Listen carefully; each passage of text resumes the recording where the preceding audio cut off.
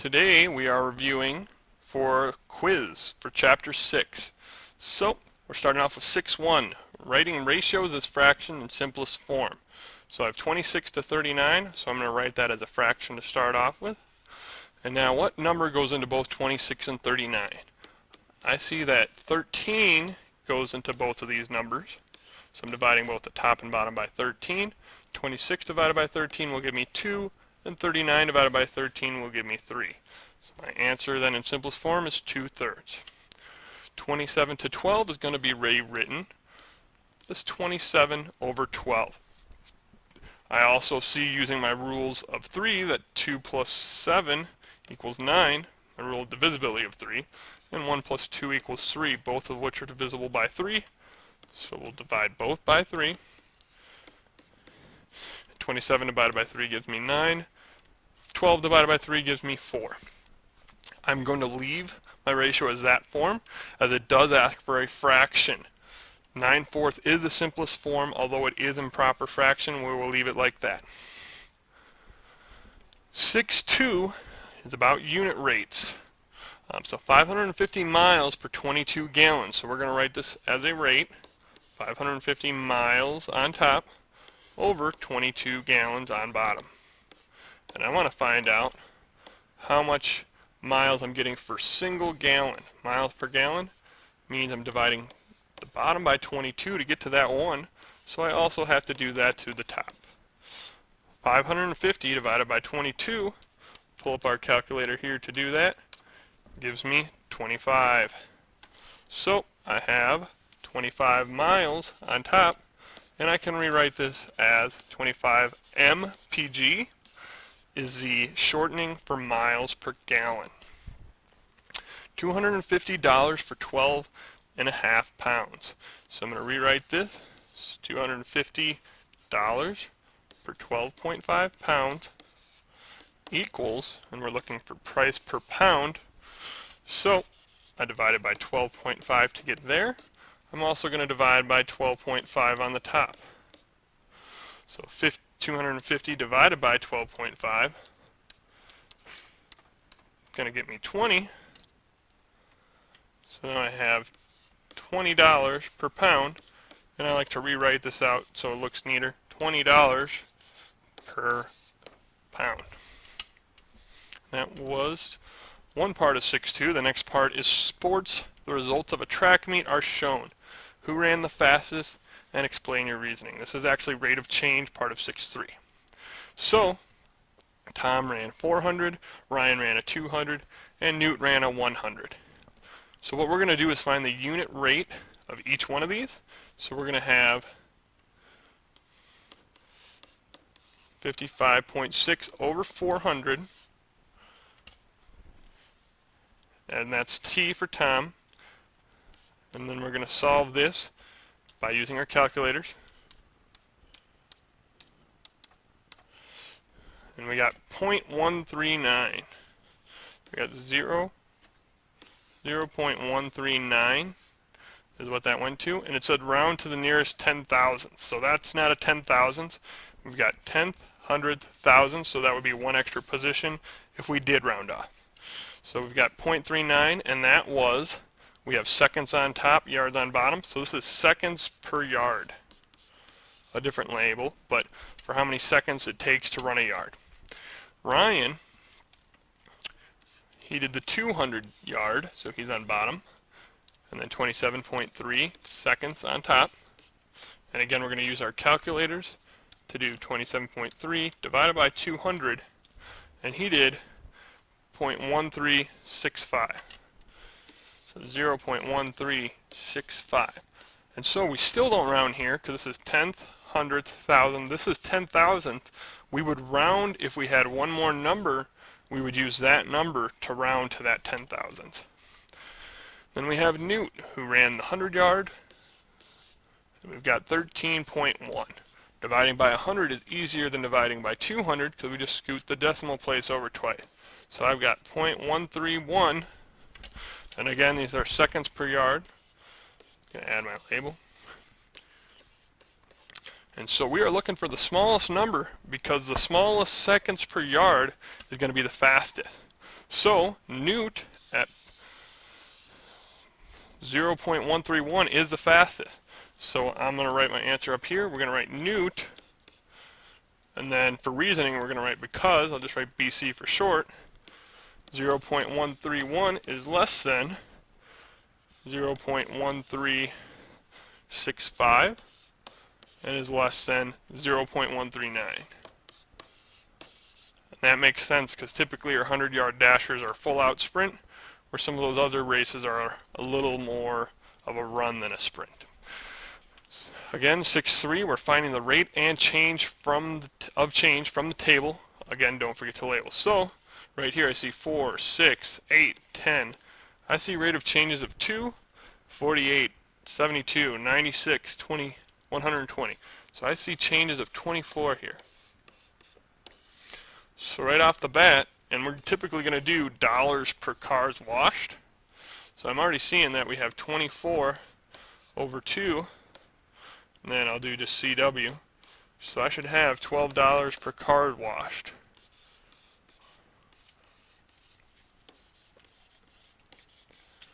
However, I'm going to want more math than that. I want you to choose two sets of points. We'll choose these points. And I like to write the bigger point down first. 672 and 448. I do it this way because then we're going to subtract that from each other and subtract those from each other. So 72 minus 48 over 6 minus 4, and that equals my $24 over 2. So both ways work for the answer. And my answer is $12 per car is washed. Graphing the data. Then find the slope of the line and explain what the slope means. So I see that feet is going to be my x, yards are going to be my y, and actually it's vice versa. My yards, 1, 2, 3.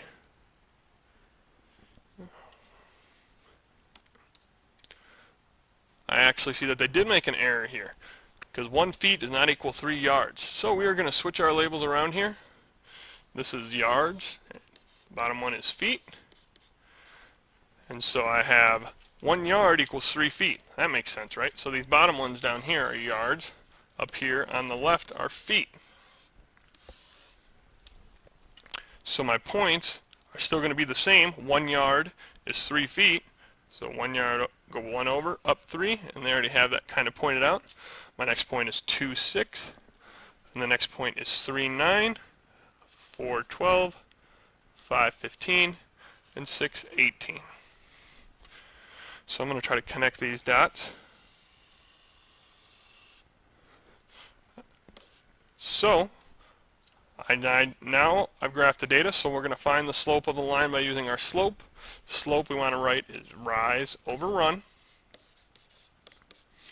And so we're going to take some of these 2 points here. We ran in x direction 1, so I'm going to put 1 for my run. Then we rose from 3 to 6, and that's a gain of 3. I'll put that on top for my rise. 3 over 1 is going to give me 3, and this is feet per yard, because remember we're using this label first because it's our y over our x. And that's that. Slide 6. We have 38 feet equals blank yards. So when we are doing these conversions from customary units, we want to make sure that we're going to cancel this feet. So we can't cancel feet if feet's on top. We need the feet on bottom to cancel with what's on top. And we're also looking for yards, so that tells us what we're going to put in here. And now we need to put in our numbers. How many yards are there in a feet? Well, actually it's 3 feet in a yard. So 3 does not cancel with 38, so we're going to have to multiply this out. 38 thirds. However, we want a whole number here, so we are going to have to take 36 away from 38, because that is 12 of these 3s. So I'm going to have 12 wholes. 38 minus 36 leaves me with 2 out of the thirds remaining. And lastly, we remember that our label is yards. So 12 and 2/3 yards. My next question is 12 pints equals how many quarts? So I'm going to write that out, 12 pints. And again, quarts on top because I want this label to stay. So I want pints to cancel, so I'll write pints is actually PT on the bottom. There are 2 pints in every quart. So my pints will cancel. My 2 and 12 are both even, so we're going to divide by 2 to get 1. 12 divided by 2 gives me 6. So I have 6 times 1 equals 6. I have 1 as a denominator, so I can do 6 over 1, but we're just going to leave it as 6 because 6 has a denominator of 1. And remember, our label is quarts, so our answer is 6 quarts. 11 pounds equals blank ounces. So I'm going to write over to the right here, 11 lb times, and we want ounces. So ounces is going to be on top, pounds on bottom. And so pounds will cancel here, right? But how many ounces in a pound? We have 16 ounces in 1 pound. 16 times 11 is going to give me 176. 1 still on the bottom here. So since we have a denominator of 1 and 1, we're just going to leave it that way. And we're going to bring our label over as ounces. And this is our answer. On slide 7, we are doing the same thing we did last slide. However, we are dealing with metric system. So I'm going to write down, we have K, H, D, capital D and H, U for unit. Then we're going to go down to deca, centa, and milli, are what the lowercase d, c, and m stand for. So I have 12, big DL is decaliters, not deci, but deca, and we're trying to find out liters. So decaliter is going to be on bottom, and we're dealing with these two right here. So this is a jump of 10, so there are 10 liters in 1 decaliter. DLs will cancel. 10 times 12 is going to be 120, and that's the same thing as if we took that decimal point and jumped over 1 to the right. Going to the right with a decimal point is for multiplication. Going to the left is going to be for division by 10 or a unit of tens. Next, I have 102 grams equals blank amount of kilograms. Now again, using my chart up here, kilograms are a good 3 jumps, so those are 3 zeros, right? 10, 10, 10. It's going to give me 1,000. So we have 1,000 grams in 1 kilogram. So now we're dividing by 1,000, meaning we're going to take this decimal point, jump it 3 spaces to the left.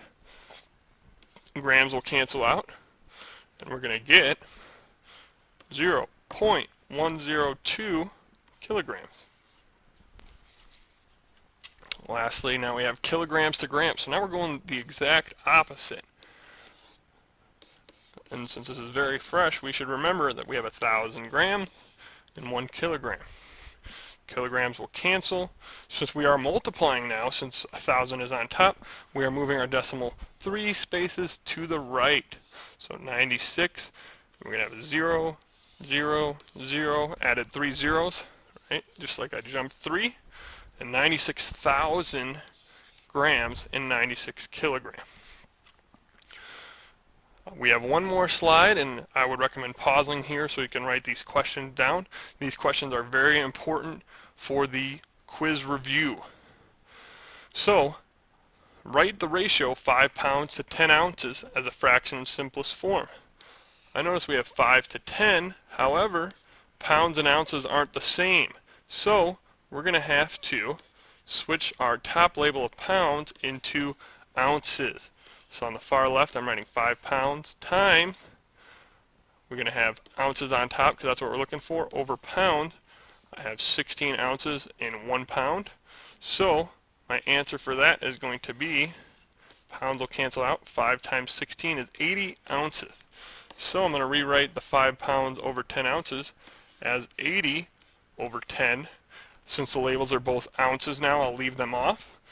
We're just looking for the fraction. 80 over 10. These zeros are going to cancel off because that's just like dividing each side by 10 to give me 8 over 1. We still want 8 over 1 and not just 8 because we want a ratio. So 8 over 1 is the answer. Now we're writing the ratio 8 inches to 4 feet. We've got the same problem as we had on that last one, where we don't have the same label. So we're going to change feet into inches. 4 feet times, there's 12 inches in 1 foot. Again, we want feet on the bottom to cancel. 4 times 12 is going to give me 48 inches. And now I can do my ratio of 8 inches to 48 inches. Both are divisible by 8. So I'll get 1 on top. 48 divided by 8 gives me 6, and that is my simplest form. My last question is 1 mile equals how many yards? Now, this is partially a memorization form that I don't believe was given to you, but it might be in your book toward the back cover. 1 mile is going to have 1,760 yards. You could have also solved this by taking your 5,280 feet, dividing it by, there's 3 feet per yard. And this is the top one's feet per mile. So once you once we divide, we're going to get 1760. The feet will cancel, and then we'll have yards per mile.